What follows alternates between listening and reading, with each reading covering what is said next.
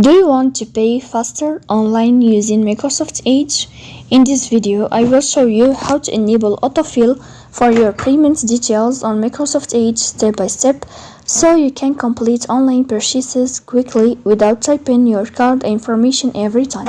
So let's go to see how it works. The first thing you have to do is to go to Microsoft Edge, as you see here. Then in this application of Microsoft Edge,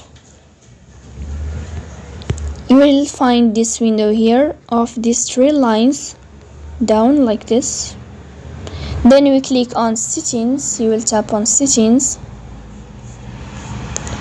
After that, in this page you will find payment methods, so you will enter to payment methods, and here in this page, as you see, you will find save and fill payment methods.